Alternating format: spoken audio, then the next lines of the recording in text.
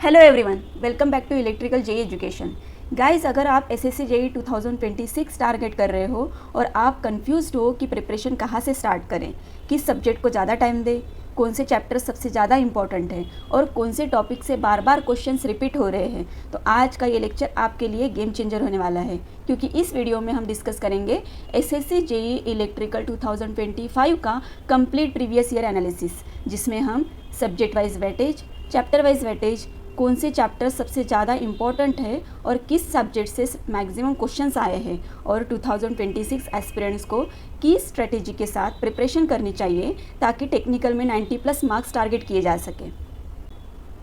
और हाँ, ये कोई रैंडम एनालिसिस नहीं है, हमने कंप्लीट पीवाईक्यूज़ को डीपली एनालाइज करके एक प्रोफेशनल डैशबोर्ड प्रिपेयर किया है जिसमें आपको एग्जैक्ट ट्रेंड देखने को मिलेगा।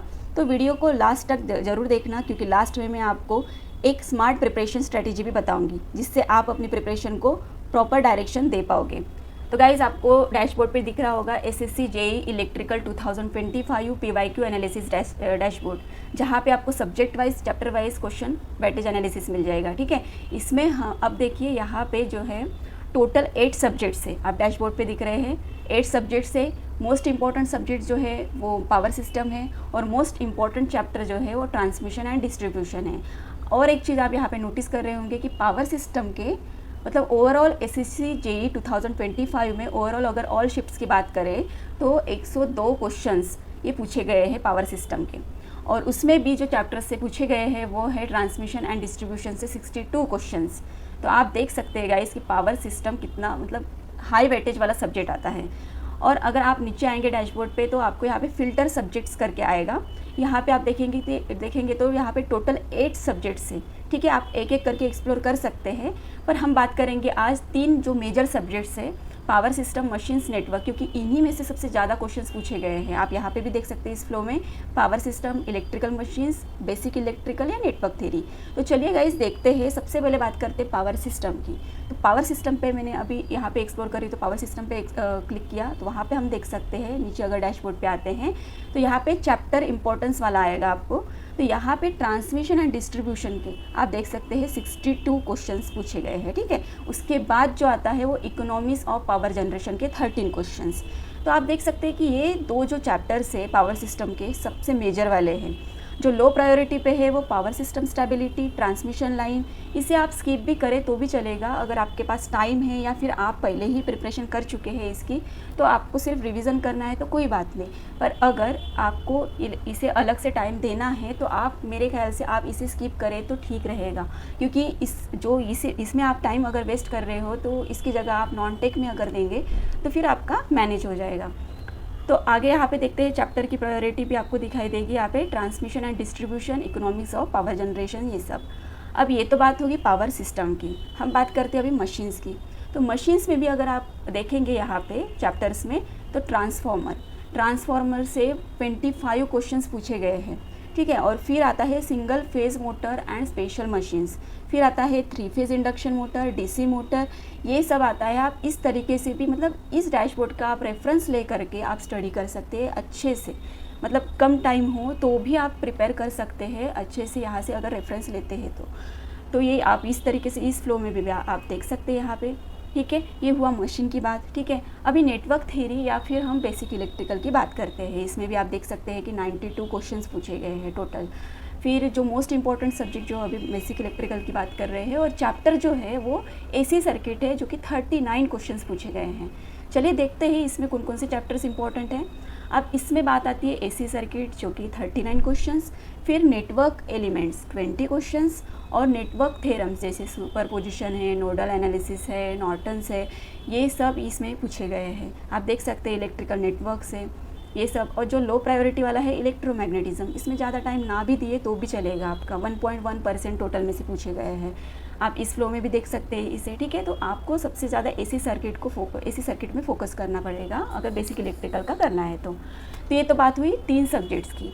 बात करते बाकी सब्जेक्ट्स की, जैसे यूटिलाइजेशन ऑफ इलेक्ट्रिकल है या एस्टिमेशन एंड कॉस्टिंग है, या फिर और मतलब जो बेसिक इलेक्ट्रिकल में मैग्नेटिक सर्किट का भी आ जाएगा। ठीक है, बेसिक इलेक्ट्रॉनिक्स है, कोई भी अगर आप देखते हैं तो यहाँ पे आपको मेजर चैप्टर्स दिखाई देंगे। Diodes and its application, bipolar junction transistor, ठीक है, मॉसफेट से कम ही आए हैं। तो आप इस तरीके से इस डैशबोर्ड का यूज़ करके या इसका रेफरेंस ले करके आप अच्छे से पढ़ाई कर सकते हैं गाइस। तो ये चैप्टर्स रिपीटेडली एग्ज़ाम में आ रहे हैं, तो अगर आप स्मार्ट प्रिपरेशन करना चाहते हो तो सबसे पहले हाई वेटेज चैप्टर्स कंप्लीट करो। ये स्ट्रेटेजी आपको कम टाइम में मैक्सिमम आउटपुट देगा। अब सबसे इम्पोर्टेंट बात, 2026 एस्पिरेंट को प्रिपरेशन कैसे करनी चाहिए।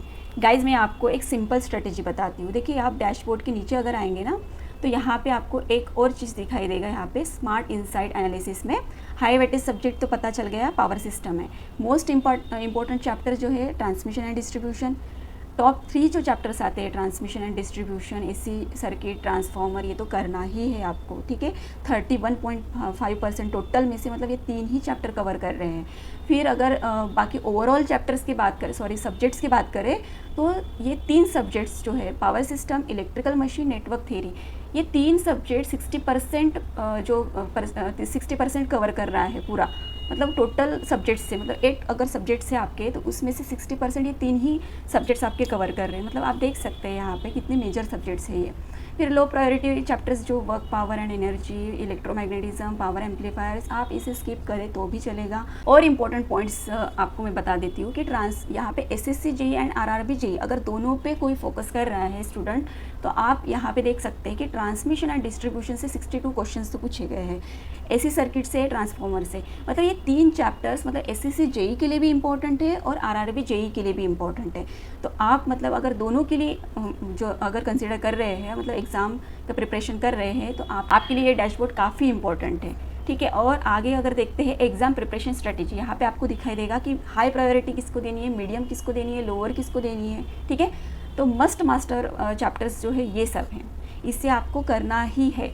Transmission and distribution, AC circuit, transformer, single phase motor, special machines, 3 phase induction motor, DC motor, ये सब करना ही है।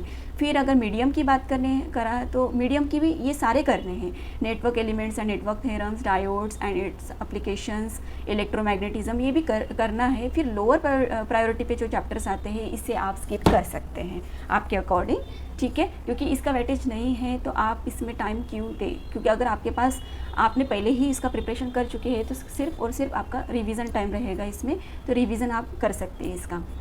अब देखिए, यहाँ पे भी आपको दिख सकता है पावर सिस्टम का क्वेश्चंस कितने पूछे गए, इलेक्ट्रिकल मशीन्स के कितने पूछे गए, वेटेज कितना है, प्रायोरिटी कितनी देनी है आपको, ठीक है।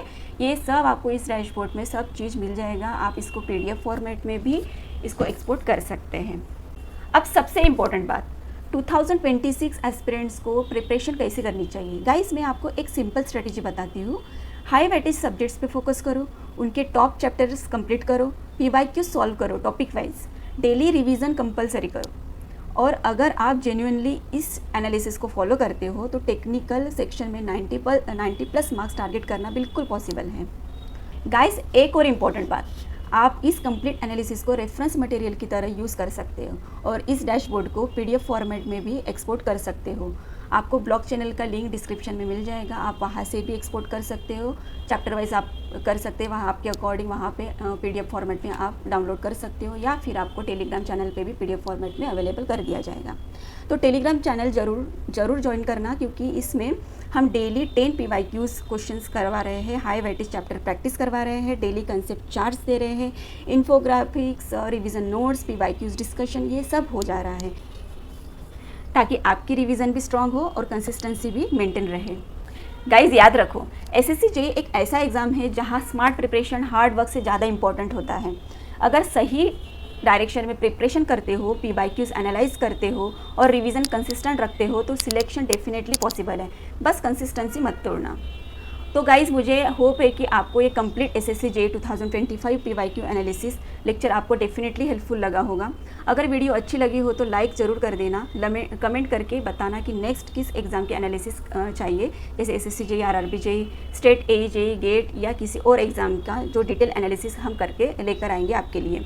और अगर आप चैनल पर नए हो तो चैनल को सब्सक्राइब ज़रूर कर लेना, क्योंकि यहाँ आपको मिलता है quality electrical content, daily practice, PYQ analysis, strategy videos, concept revision, सब कुछ एकदम एग्ज़ाम ओरिएंटेड वे में। और टेलीग्राम चैनल पर भी जुड़ना, क्योंकि यहाँ पे आपको प्रैक्टिस मटेरियल एंड PDFs भी मिलते हैं नेक्स्ट पावरफुल लेक्चर में। Till then keep studying, stay consistent. Thank you.